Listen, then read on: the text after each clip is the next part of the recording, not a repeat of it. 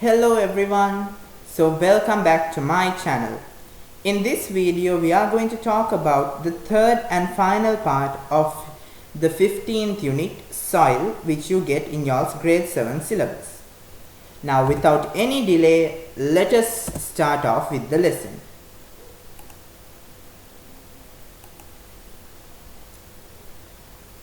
To start off with the lesson, we are going to talk about the soil profile.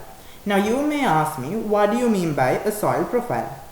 In simple terms, if you look into the earth, in one of my previous videos I had talked about the earth and its parts, like about the crust, mantle and the core, about all those things, and that was my very first video that I had posted as well.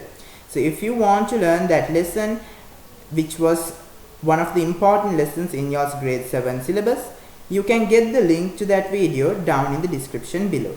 So in that video I had explained that the uppermost layer of the earth where we live is called as the crust. And in this crust, if we simply take a vertical section like this, if we simply cut a vertical section of the soil we find in the earth's crust, you will get something like this. Over here you can see it. So this is what we call as soil profile. Over here you can see the proper definition for soil profile. So soil profile is a vertical section of the layers of the soil from the earth's crust.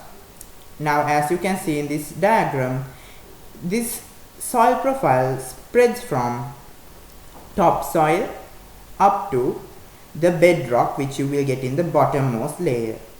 Now the soil profile is very important in studying about the soil.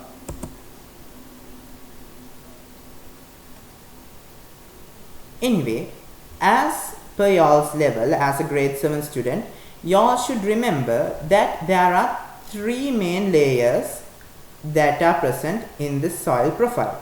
The uppermost layer is called the topsoil, the middle layer is called the subsoil, and the last and the third layer is called as bedrocks. Now we are going to discuss about each one of these in a bit more detailed manner so that you all can understand it. First and foremost, let's start off by talking about the subsoil. Now when you consider this region where you get subsoil, you are going to get some rocks like this. Just think of these circular things as medium sized rocks. Now these rocks are going to break and basically they are going to sort of like wither away.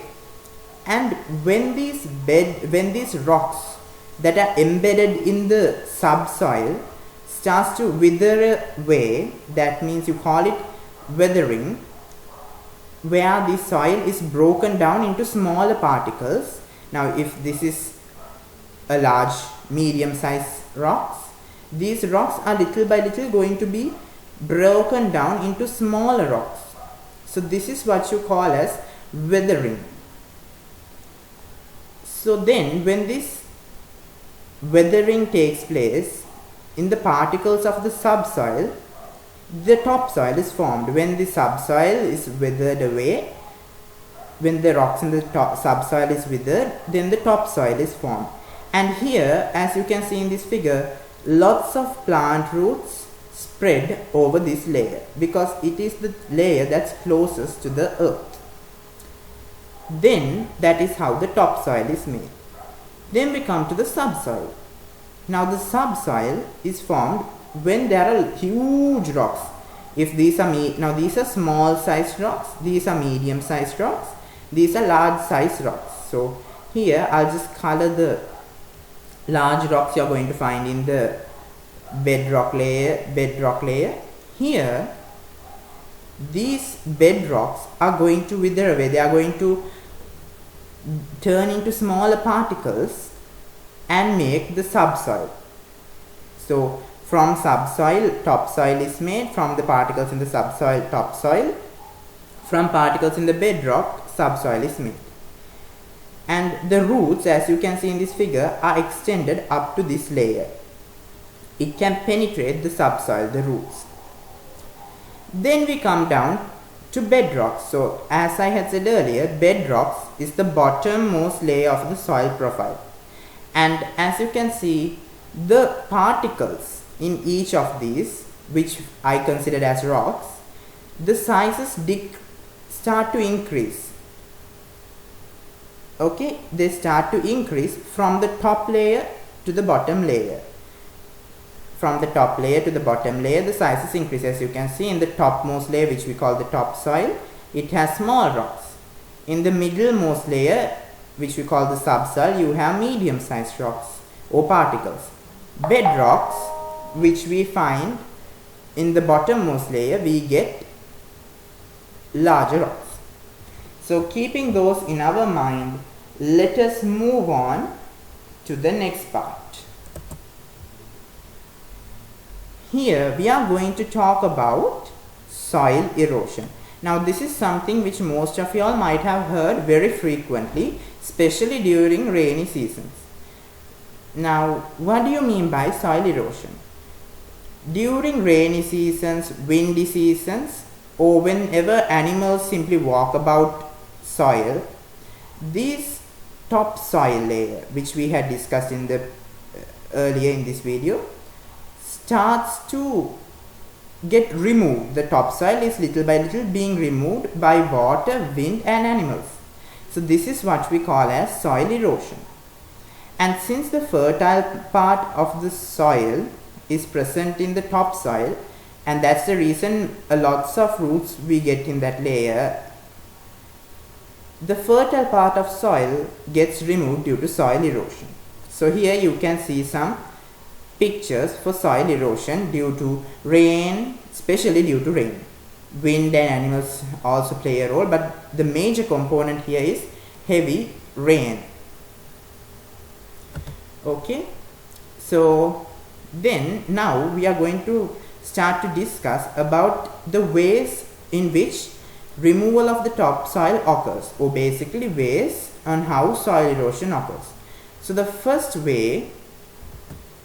very first way in which the topsoil or soil erosion occurs is due to being washed away by rain and flowing water. So when it is raining like this, the water is going to fall on the earth and it's going to get accumulated everywhere on the earth, and then like this way you can see there are small gaps or small places where there is a higher area. Now here this is a higher area and this is going to be a lower area. So when it rains, water will grab hold of all the topsoil and will flow down like this way from higher elevation to a lower elevation, from an upper region to a lower region.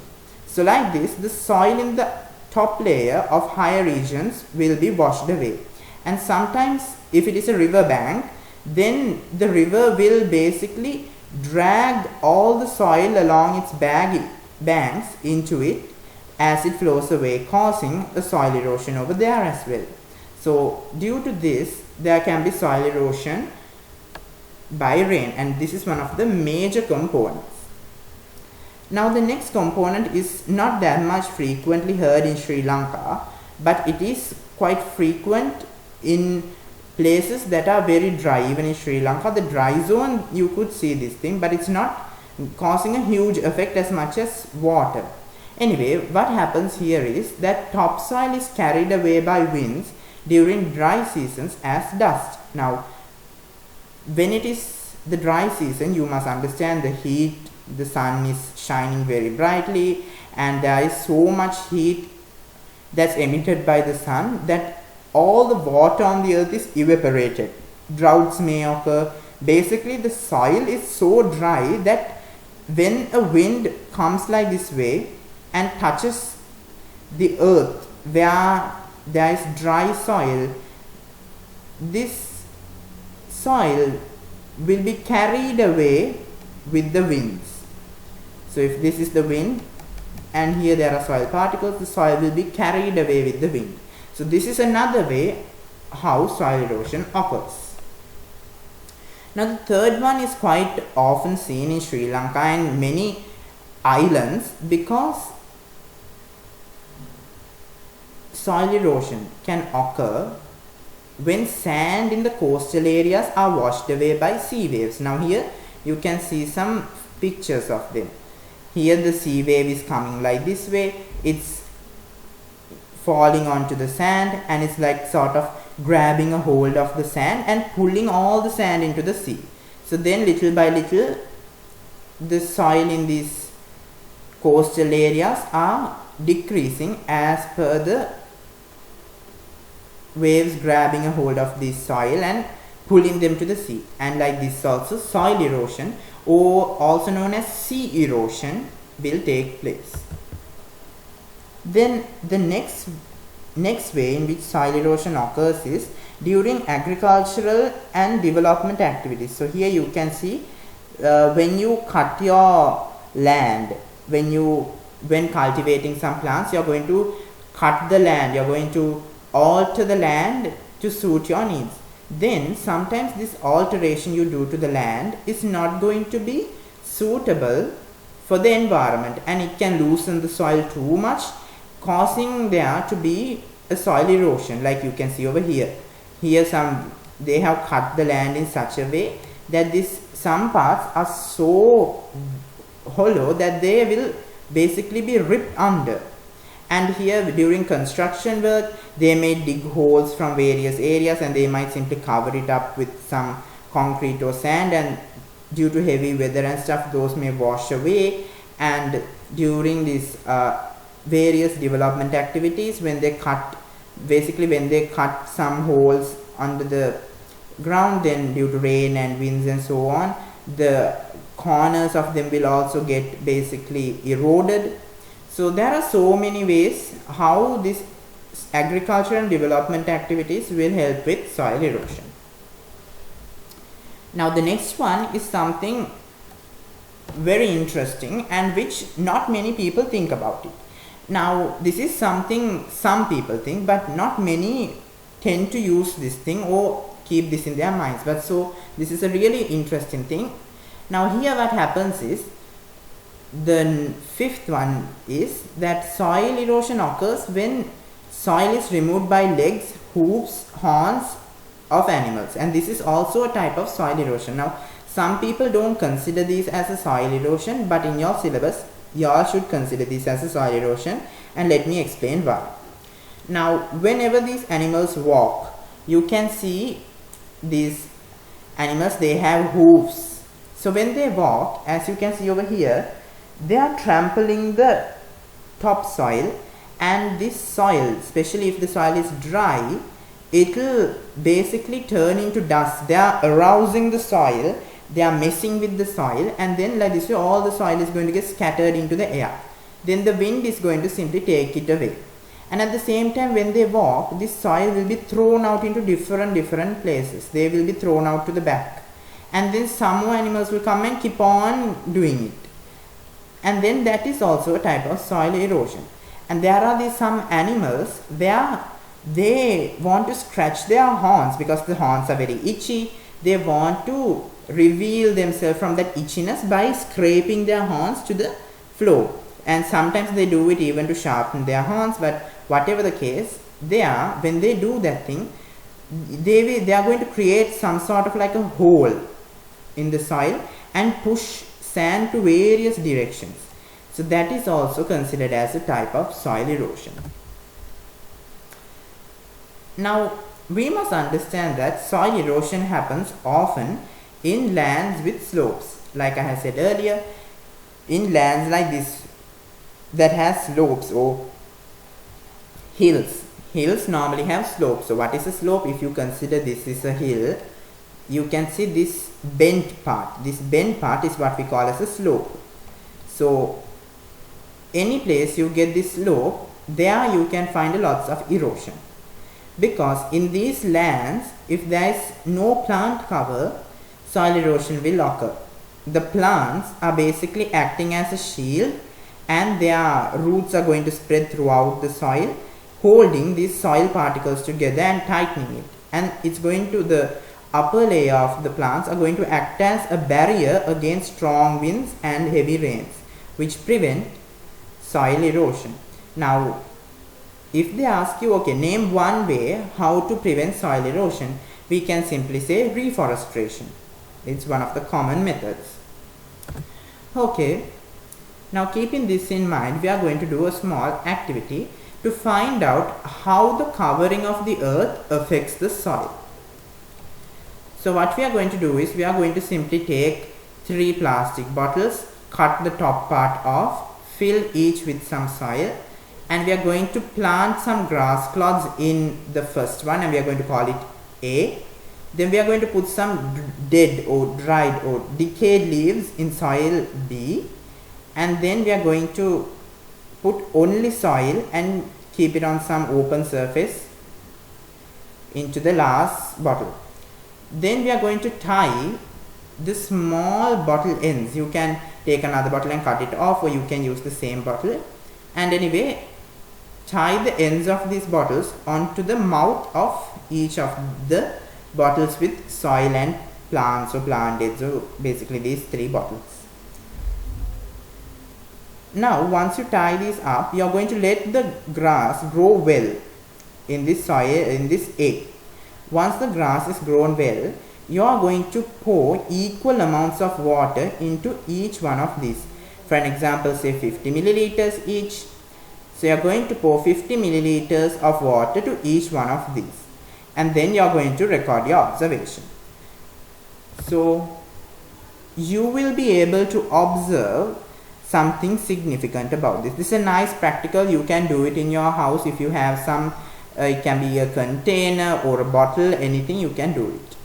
Now here what happens is, when you pour water into each one of these of equal amounts, you will notice that the water collected in this bottle end of soil, bottle end, or you can use a bottle front in this figure as you can see it. The soil that's flowing from bottle A, which had grass, is very clear, whereas the water flown from soil B with decayed leaves is dark, but not that dark. Here the final one, where there was nothing, the open bottle basically was an open bottle with just soil, you will notice that this is having the darkest water out of all these bottles. So what is the reason for that? The reason is, when there is a covering on soil like this or like this, the soil particles are not removed easily. So this dark nature, this black brownish color nature, the dark nature in these two is mainly because soil was washed away into these bottles. Soil particles were washed away. Now here there was no covering on top. Here there was some leaves, here there was some living grass. So all these particles were washed away into this, and here it was the soil itself that was washed away. So that is the reason for this observation. In conclusion, we can tell that whenever there is a covering on soil, soil erosion is less. Thereby it is clear that the covering of the earth is affecting the soil. Now here you can see there are plants over here, so the soil erosion hasn't taken place here, but when you come to this side, little by little, no trees, and therefore soil erosion has taken place.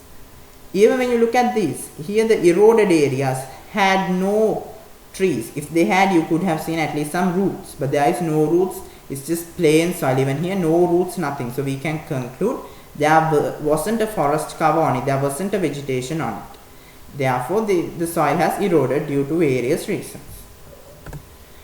Okay, so with that we are coming to various methods that can be applied to minimize the soil erosion in a land with slopes.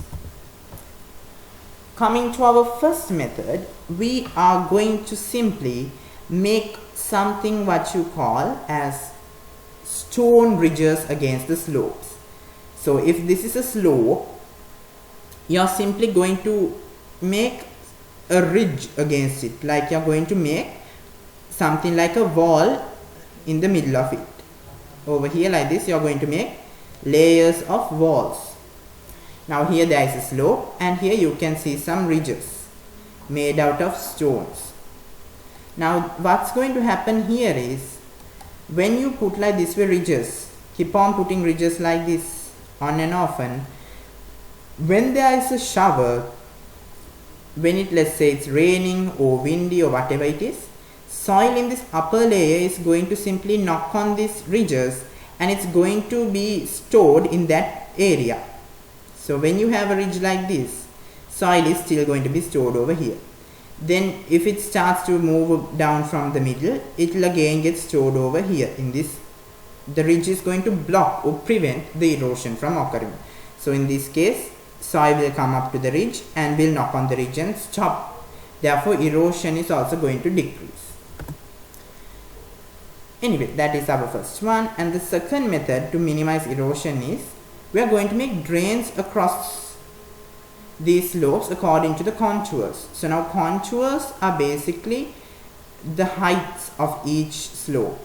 So we are simply going to consider the heights of each slope and make certain drains, so that even if it is falling like this, then the soil is not going to be washed away. As you can see, there is a height over here, and sometimes these drains will simply take the soil and deposit it in some other place. So it's going to prevent it from occurring like this, and you can grow some plants over here to prevent it from further on, you know, like being eroded, washed away. Okay, so our second method is, we can build drains according to the contours. Now our third method is, we are going to cultivate according to the contour method. There we made certain drains according to contours. Now we are going to cultivate according to the contour. So if you take a contour map, you will be able to observe each mountain based on the height. So here, this is the base of the mountain. Here is the peak of the mountain. So based on this, we can start to cultivate. Now here you can see a beautiful picture over here. Upper layer, they have planted it like this, then like this.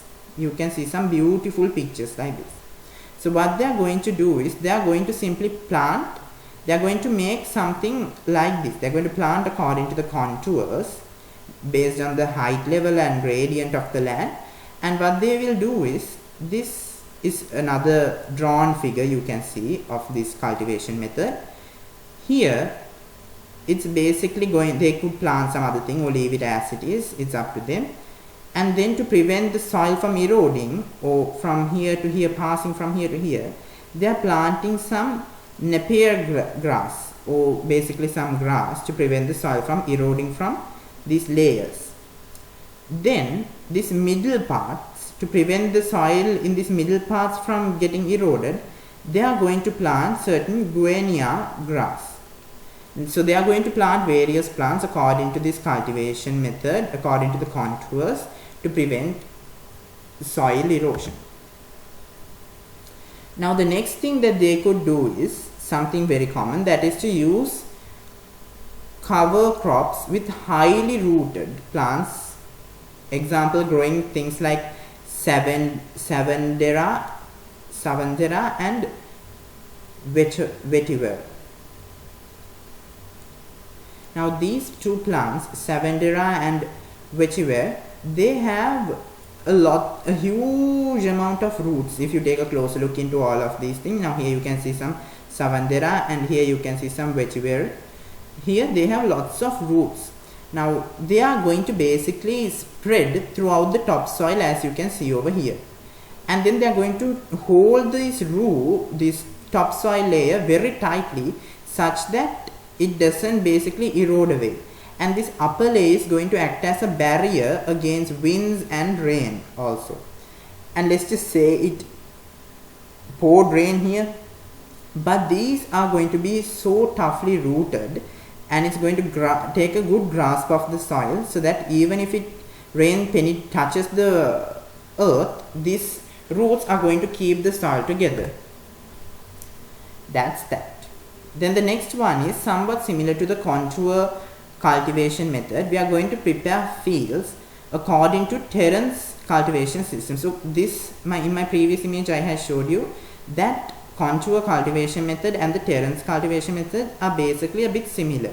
Now here this is very common for paddy cultivation, this terrace cultivation. What happens here is, if this is the mountain, what we do is we simply cut off parts of the mountain to look like a staircase, so that then the slope is going to look like this. So if it rains, it's going to basically fall on this step and get deposited here, and then it's going to fall and get deposited here.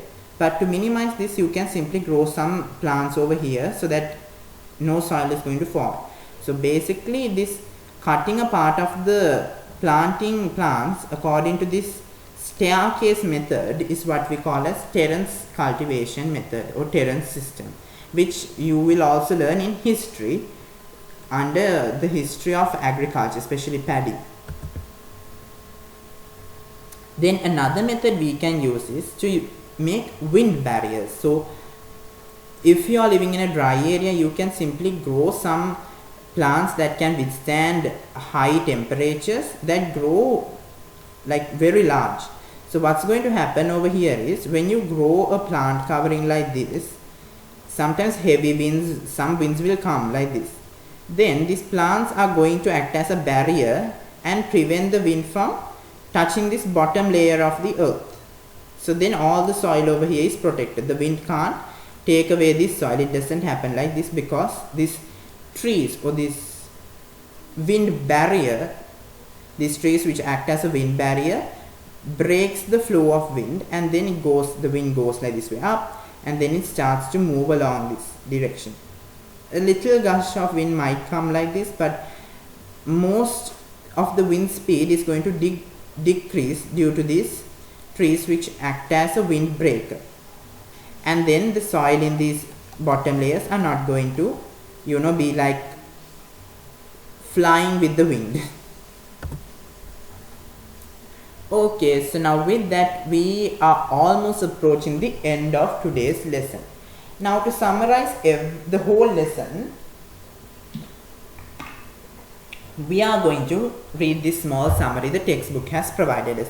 Now remember this small fact, it's a small exam hint for all the exams, not just for your grade 7, for grade 6 to O level, all the exams. In your science books you will get this part called a summary. In health science you will get this part. Most of you all basically ignore it, y'all don't go through it, y'all don't read it. But let me tell you a small secret. Normally some of the MCQ questions, if you simply read the summary, you can answer them. So before an exam, just go through the summaries of all these lessons, and it will help you refresh your knowledge and remember certain key components in the lesson which are sure to be asked for your exam, not only in grade 7 but also in the higher grades.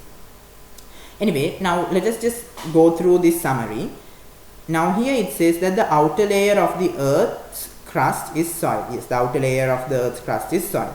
Soil is important in different ways for existence of plants and animals. So in my first video I am pretty sure I explained it. The components of soil are minerals, water, air, soil organisms. This is very important. This is a very important thing, so remember this.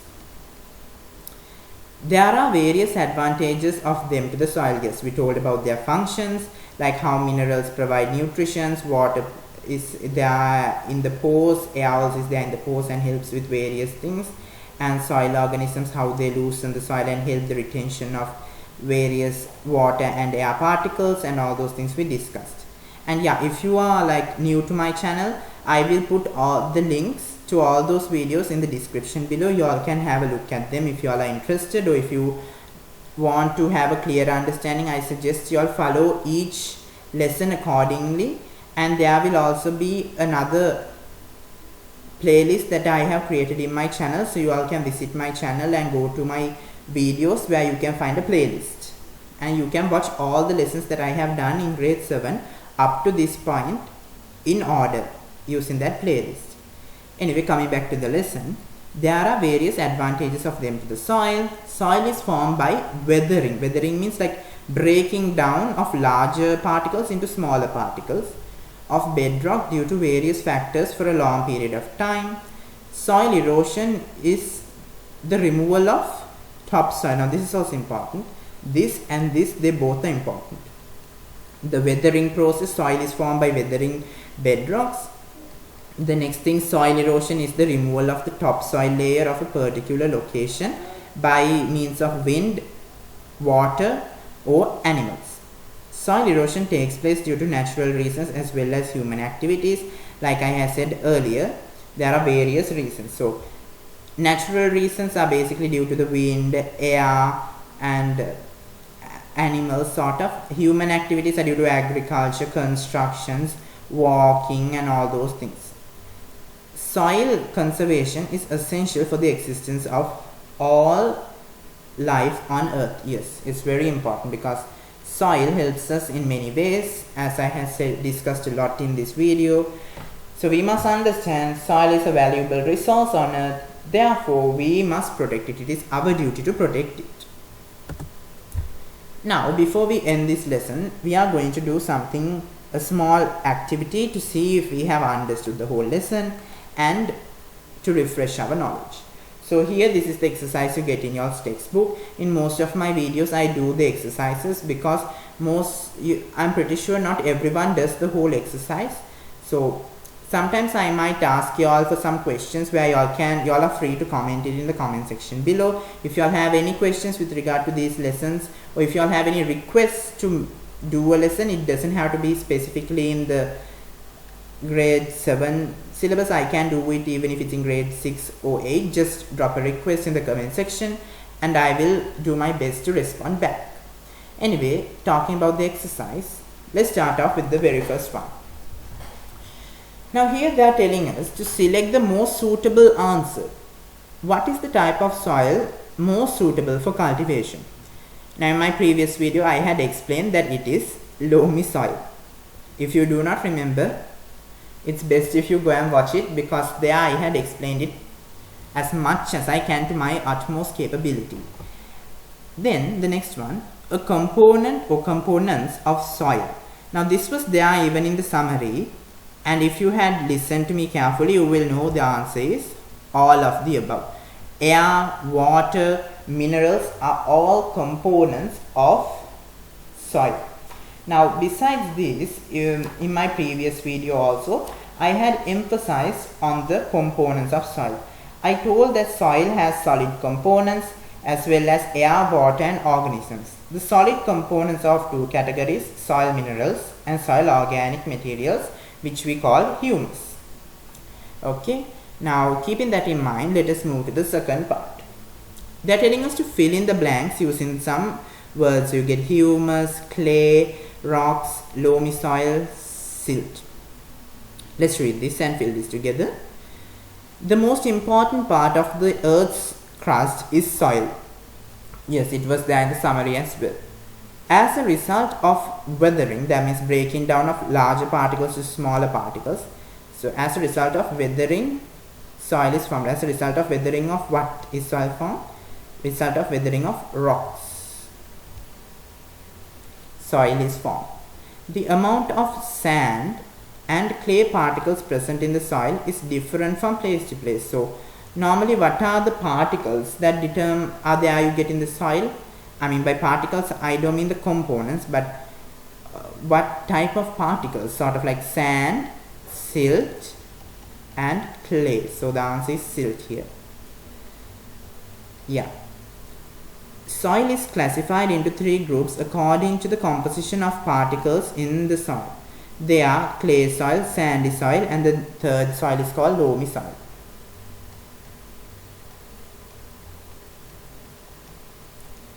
The inorganic component which has the ability to retain water in the soil is clay. Clay is very moist, so we can tell clay retains lots of water. Retaining means like storing or keeping to itself like.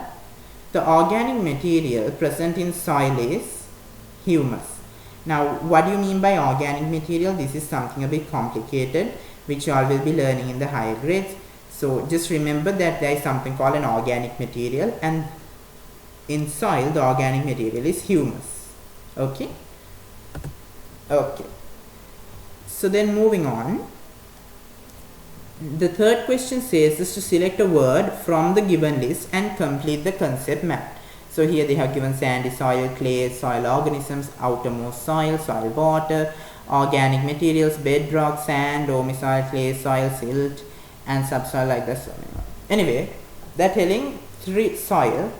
Soil is made up of, there are three types of soil. So one type of soil is clay soil. So what are the other two types of soil? So for sure it's going to be sandy soil and loamy soil. So you can write sandy soil and loamy soil. Then they're telling us the layers to which the soil can be divided. In this video I had explained that we get the three layers where we have the subsoil, bedrock, we get the subsoil, bedrock, and also what we call as the topsoil. Now, do you see the word topsoil here? Here, I don't think they have given the word topsoil. Instead, they have given the word outermost soil. So, we are going to go with that, outermost soil. The topsoil over here is called outermost soil, subsoil, and the bedrock. Since the topsoil is the outermost soil, we are going to go with that here. Then they are telling that soil has several components. Now, even during the summary, I had told all the components of soil and how they are divided. So, we have soil minerals, which is a certain solid component we get over here. And the next solid component we get is humus, which is also basically soil organic materials. Now can we see something like that here? We get organic materials. So we are going to go with organic materials. I'll just write it as organic. Then you get soil air, soil water, as well as soil organisms. Soil water and organisms. Now I am just writing here some simple words. You all should write the exact thing they have provided in this bracket. If not, y'all's answers are wrong. I am just writing them here so that y'all know what comes here, but y'all should write the complete answer from here. Okay? Organisms. Okay, then the soil, there are particles of which it is made up. Now here they have not specified what type of soil, but they say it's mainly sandy soil. Sand is the main component, so I'm going to take it as sandy soil, but according to what we have learned, sandy soil, the percentage of clay and silt are the same. But if I had to consider something like, if I had to consider this to be loamy soil, in that case clay percentage is the lowest, silt is the medium, and sand you're going to get in higher concentration. So I'm going to think about it like that. I'm going to tell, first you get sand, then we are going to get, say, I'm going to go with silt, and then finally you're going to get clay. Okay, so with that, there is something here. You can see sand has remained and clay soil also has remained. So this is a small trick they are playing, because now if you only know a few of these, let's say you're not sure about if you're not sure about something and you're hoping to think, okay, if I fill everything, sometimes the remaining one will be the answer. Now here, this is a method they have adapted to trick you guys to prevent from doing it. Anyway, you should be smarter and you should be able to fill it like this by using your basic knowledge and what we have learned in this lesson. Anyway, the fourth one, earthworm is a friend of the farmer. Explain the above idea with your own words. Okay, so now I had explained about how these microorganisms and soil organisms are very useful for us in my previous video. So again, just to remind you, you can get the link in the description below, or you can simply visit my channel and get the playlist, and in it you will find the video as well. Anyway, they are telling us to explain this idea on how earthworm is a friend of the farmer. Okay, so first thing we must understand is, why do you say the earthworm is going to be a friend of the farmer? So the earthworm is going to be a friend to the farmer only if the earthworm helps the farmer in farming. So that means it has to do something with the soil. So if you can remember clearly, we can remember that earthworms loosen the soil by digging holes and helps to retain air. So you can simply say over here, earthworms dig holes and loosen the soil such that the plant roots can be spreading throughout the soil in a much greater range. And then you can tell, as soil is loosened, air can be stored in it, which will be used by the plants for photosynthesis and other functions. Therefore, as the earthworm contributes for the growth of a plant, it is considered as a friend of the farmer. So you can simply write that thing in your own words. And if you like, you can simply comment your answer down in the comment section below. And also I have this WhatsApp group. You can get it in the description. You can join to that group. And if you have any questions, you can drop it in that group. It's all your own great friends. You can simply drop it in that group, meet some new friends from different schools. And it's not a very huge group. It's a small group. You can simply communicate with me more effectively through that if you have any questions. If you do not wish, you can even put a comment in the comment section below. I will do my best to answer it, and just drop your answer and I will just have a look at it and comment back. Okay, so then the last question is, list 4 activities used to prevent soil erosion.